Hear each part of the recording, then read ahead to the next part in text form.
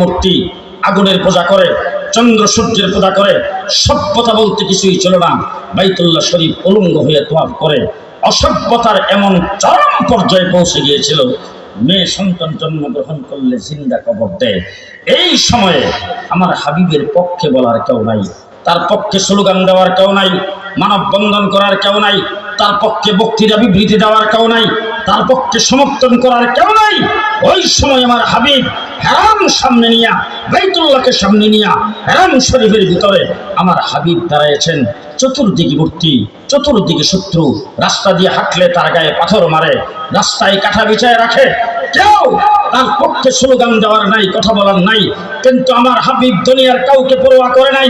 জীবন জাগার থাকুক, দুনিয়ার সব কিছুকে পেছনে ফেলে, সমস্ত কিছুকে পরোয়া না করে আমার ঘরকে সামনে নিয়ে দাঁড়াইছেন। আল্লাহু আকবার।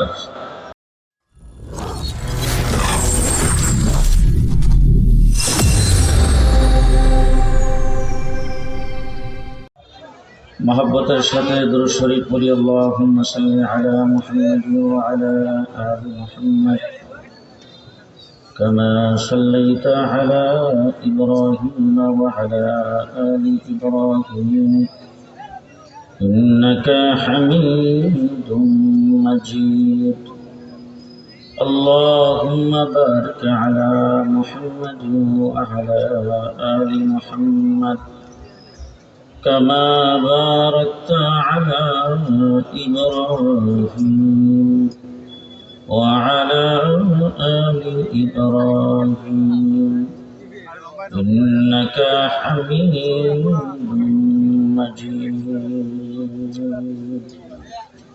إن الحمد لله وحده والصلاة والسلام على من لا نبي بعده أعوذ بالله من الشيطان الرجيم بسم الله الرحمن الرحيم اليوم أكملت لكم دينكم وأتممت عليكم نعمتي ورضيت لكم الإسلام دينا وقال تعالى يرفع الله الذين آمنوا منكم والذين أوتوا العلم درجات وقال تعالى إنما يخشى الله من عباده العلماء صدق الله العظيم وقال رسول الله صلى الله عليه وسلم لا يؤمن أحدكم حتى أكون أحب إليه من والده وولده والناس أجمعين وقال عليه الصلاة والسلام إن العلماء ورثة الأنبياء وقال عليه الصلاة والسلام من يرد الله به خيرا يفقهه في الدين أو كما قال عليه الصلاة والسلام جناب الصدر محترم معزز مكرم حضرات علماء کرام عزیز طلبا সমবেত বেরাদারান ইসলাম, দেশের শীর্ষস্থানীয় উলামায়ে কেরামের জবান থেকে বর্তমান সময়ের সময় উপযোগী ভবিষ্যৎ জিন্দিগিতে করণীয় সম্পর্কে বিস্তারিত আলোচনা আপনারা শ্রবণ করেছেন।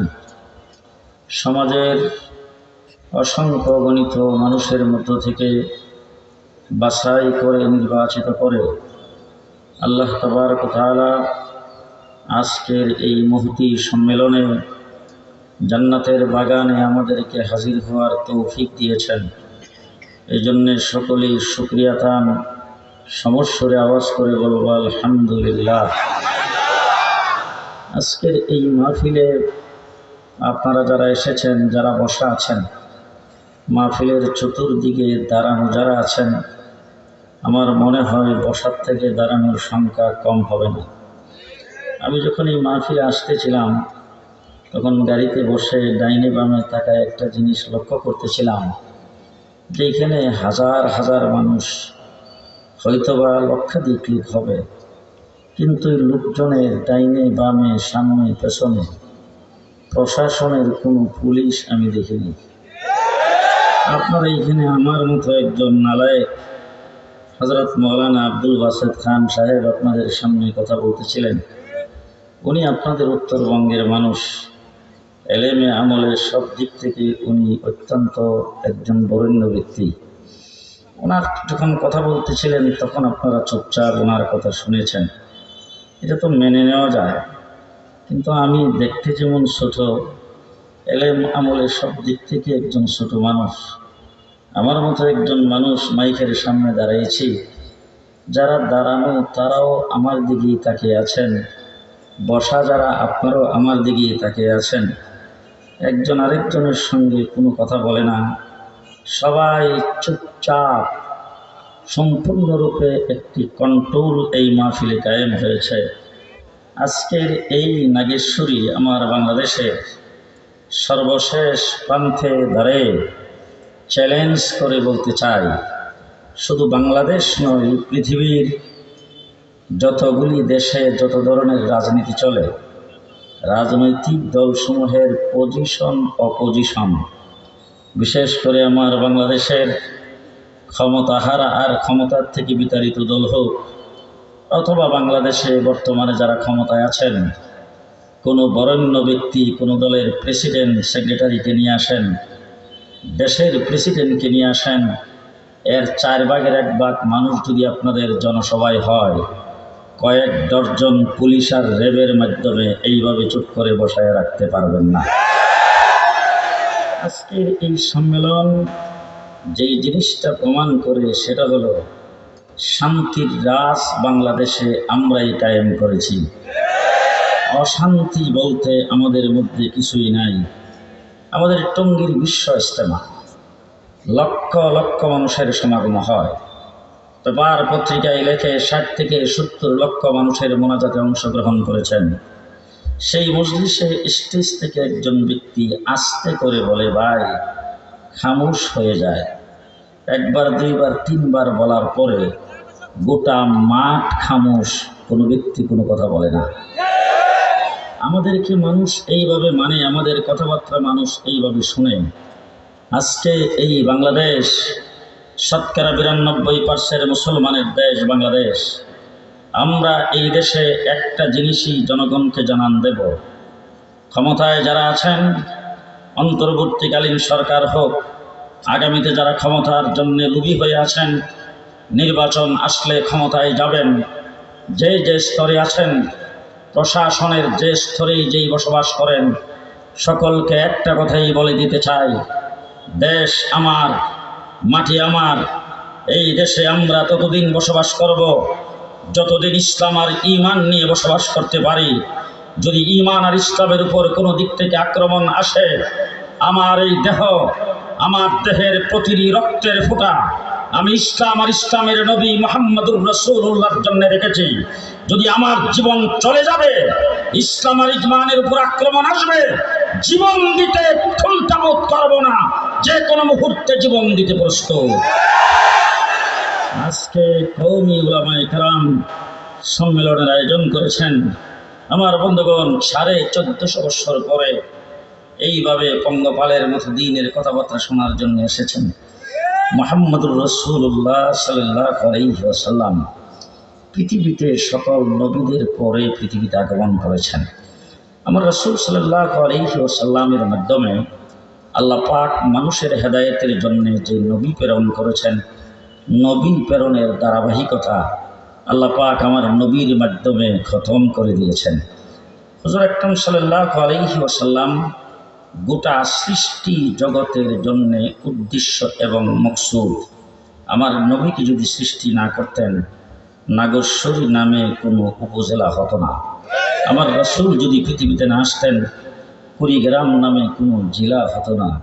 আমার রাসূল পৃথিবীতে না আসলে বঙ্গবন্ধু শেখ মুজিবের জন্ম হতো না, 71 মুক্তিযুদ্ধ হতো না, বাংলাদেশ নামে কোনো দেশও হতো না।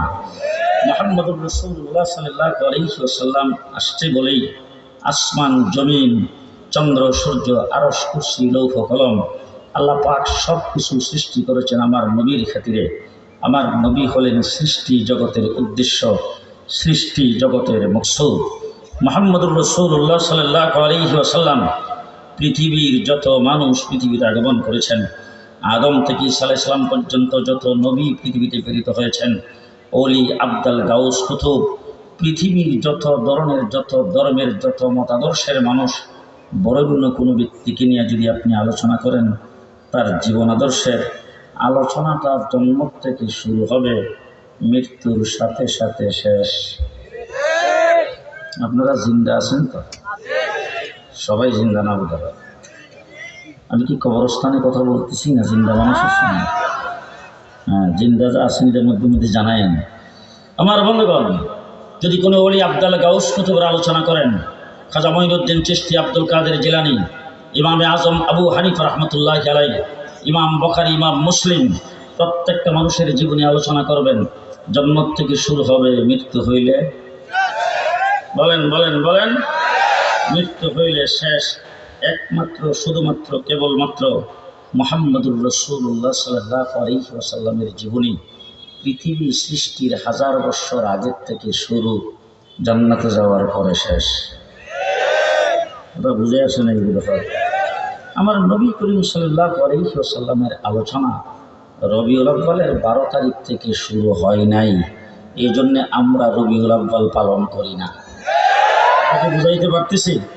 আমার রাসূলের আলোচনা পৃথিবী সৃষ্টির 1000 বছর আগের থেকে শুরু হয়েছে, কিয়ামত পর্যন্ত চলবে, জান্নাতে যাইয়া রাসূলের আলোচনা শেষ হবে। মুহাম্মদুর রাসূলুল্লাহ সাল্লাল্লাহু আলাইহি ওয়াসাল্লামের জীবন আদর্শের আলোচনা আল্লাহ তাবারক ওয়া তাআলা পৃথিবী সৃষ্টির 1000 বছর আগে শুরু করেছেন। কোরআন শরীফের ভিতরে একটা সূরা, সূরার নাম সূরা ইয়াসিন। সূরা ইয়াসিন সম্পর্কে হাদিসে পাকে আসছে, আল্লাহ পাক এই সূরাটাকে পৃথিবী সৃষ্টির 1000 বছর আগে তেলাওয়াত করেছেন। কয় বছর আগে? 1000 বছর আগে। এবার আসেন তো দেখি সূরা ইয়াসিনের প্রথমে আল্লাহ পাক আলোচনাটা কিভাবে শুরু করেছেন। আল্লাহ তাবারক ওয়া তাআলা সর্বপ্রথম বলেছেন, ইয়াসিন ওয়াল কোরআনিল হাকিম ইন্নাকা লামিনাল মুরসালিন। আমার বন্ধুগণ, ইয়াসিন মুহাম্মদুর রাসূলুল্লাহ সাল্লাল্লাহু আলাইহি ওয়াসাল্লামের সিফতি নামের একটা নাম। আল্লাহ পাক রাসূল সাল্লাল্লাহু আলাইহি ওয়াসাল্লামকে ইয়াসিন বলে ডাক দিয়েছেন। তারপরে বলছেন ওয়াল কোরআনিল হাকিম, ও আমার বন্ধু, যেই কোরআন আপনার কাছে নাজিল করা হয়েছে সেই হিকমতে পরিপূর্ণ কোরআনের কসম, ইন্নাকা লামিনাল মুরসালিন, নিশ্চয়ই আপনি সমস্ত রসুলগণের মধ্যে শ্রেষ্ঠ রসুল।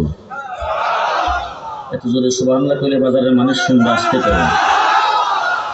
নিশ্চয়ই আপনি, নিশ্চয়ই আপনি। এবার জিজ্ঞেস করতে চাই, আপনি এই শব্দটা কোন জায়গায় ব্যবহার হয়? আপনাদের এখানে একজন ব্যক্তি উপস্থিত নাই, সেই ব্যক্তিটাকে কি আপনি বলে সম্বোধন করা হবে? যে আর কোন ব্যক্তি যদি, এবার তোমরা বলছো ফালা রাব্বিকা ফালাতুওয়াল্লিয়ান্নাকা লা তুহাররিক বিহি লিসানাকা, কা বলে আমার হাবিবকে সম্বোধন করেছে, এই জন্য যদি প্রশ্ন করো, আমি জিজ্ঞেস করতে চাই, দুনিয়ার সব কিছুকে বাদ দিয়ে একমাত্র আমার হাবিব, আমার ঘরকে সামনে নিয়ে নিয়ত বান্দা তিনি কি বলছেন? সুবহানাকা। আমারও ঘুমাইছেন? সুবহানাকা ওয়া বিহামদিকা ওয়া তাবারাকা ইসমুকা ওয়া তাআলা জাদ্দুকা ওয়া লা ইলাহা গায়রুকা আলহামদুলিল্লাহি রাব্বিল আলামিন আর রহমানির রহিম মালিক ইয়াউমিদ্দিন ইয়্যাকা না'বুদু ইয়্যাকা নাস্তাঈন আল্লাহুম্মা ইন্না নাস্তাঈনুকা ওয়া নাস্তাগফিরুকা ওয়া নু'মিনু বিকা ওয়া নাতাওয়াক্কালু আলাইকা ওয়া নুসনি আলাইকাল খাইর ওয়া নাশকুরুকা ওয়া লা নাকফুরুকা ওয়া নাখলাউ ওয়া নাতরুকু মান ইয়াফজুরুকা আল্লাহুম্মা ইয়্যাকা না'বুদু ইয়্যাকা নাস্তাঈন। আমার হাবিব तमाम পৃথিবীর সব কিছুকে বাদ দিয়ে একমাত্র আমাকে বলছেন সুবহানাকা, আমি আল্লাহ বলছি না তাইনাকা।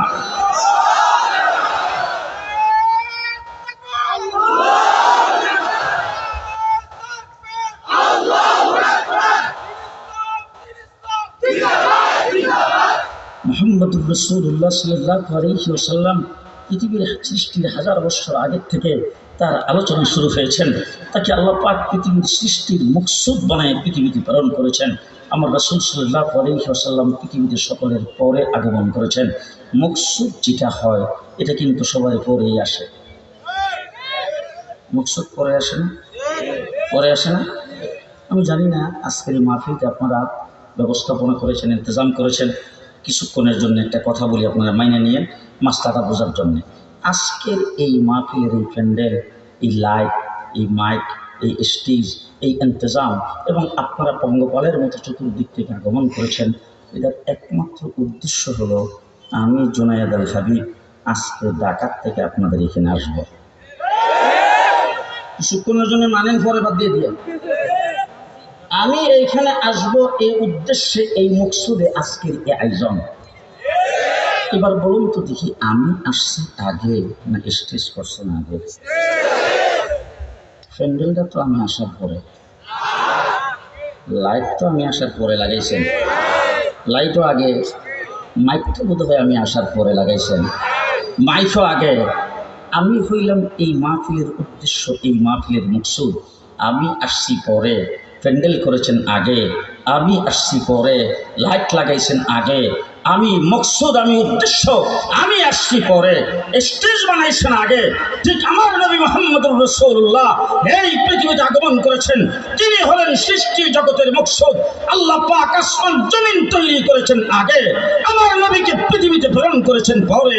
1,24,000 পয়গম্বর পৃথিবীতে আগমন করেছেন আগে, আমার রাসূল আসছেন পরে। আপনাদের এইদিকে ভাত খান কি চাউলের না ধানের? কিসের ভাত?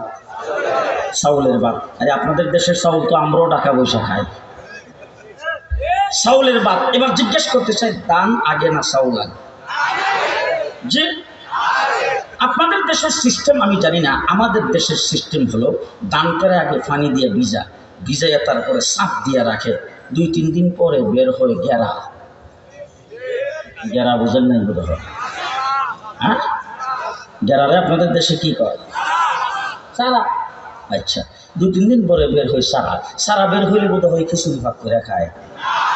জি, পানিতে ভিজাইয়া সারা বের করছে, উদ্দেশ্য হইল চাউল।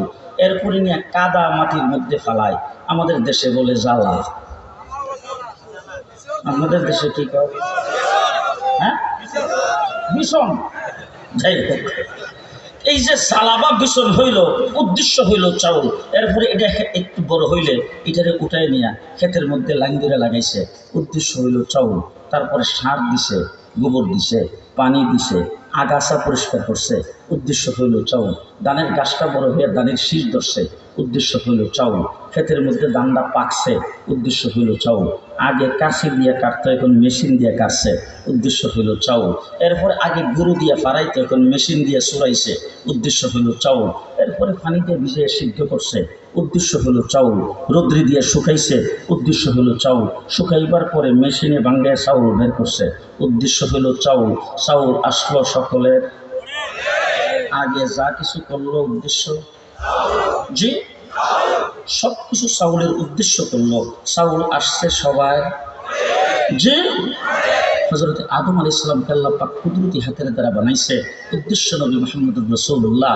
সুলাইমানকে রাজত্ব দান করেছেন, উদ্দেশ্য নবী মুহাম্মদুর রাসূলুল্লাহ। ইউসুফকে সৌন্দর্য দিয়েছেন, উদ্দেশ্য নবী মুহাম্মদুর রাসূলুল্লাহ। মুসা আলাইহিস সালামকে কালিমুল্লাহ বানিয়েছেন, উদ্দেশ্য নবী মুহাম্মদুর রাসূলুল্লাহ। ইব্রাহিমকে খলিলুল্লাহ বানিয়েছেন, উদ্দেশ্য নবী মুহাম্মদুর রাসূলুল্লাহ। আসমান জমিন আল্লাহ পাক গাছ গাছালি পাহাড় পর্বত নদী নালা সাগর সমুদ্র দিয়ে সাজিয়েছেন, উদ্দেশ্য নবী মুহাম্মদুর রাসূলুল্লাহ। উদ্দেশ্য যিনি, তিনি সকলের পরে আগমন করেছেন। এবার জিজ্ঞেস করতে চাই, চাউল আসলো সবার পরে, চাউল হলো উদ্দেশ্য। উদ্দেশ্য চাউল যখন মেশিনে ভাঙ্গে বের করে ফেলছেন, চাউলটা দিয়ে দান বানান তো, জি, চাউল থেকে দান, বলেন বলেন, সম্ভব? সম্ভব? উদ্দেশ্য হলো চাউল। চাউল যখন ভাঙ্গায় বের করে ফেলছেন, চাউল, ধান যখন ভাঙ্গায় চাউল বের করে ফেলছেন, সেটা দিয়ে যেমন আবার ধান করা যায় না, উদ্দেশ্য নবী মুহাম্মদুর রাসূলুল্লাহ পৃথিবীতে আগমনের পরে নতুন কোনো নবীও হওয়া যায় না।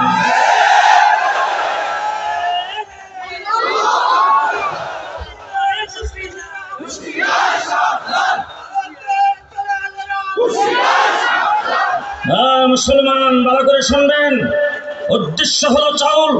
চাউল হয়ে যাওয়ার পরে চাউল দিয়ে যেমন দান করা যায় না, উদ্দেশ্য নবী মুহাম্মদ রাসূলুল্লাহ পৃথিবীতে আগমনের পরে নতুন কোন নবীও হওয়া যায় না।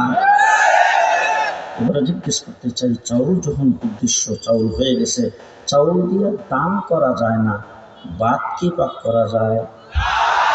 যে পোলাও, বিরিয়ানি, খিচুড়ি, গুড়ি কোটা, পিঠা বানানো, পায়েস, ফেন্নি করা যায় না?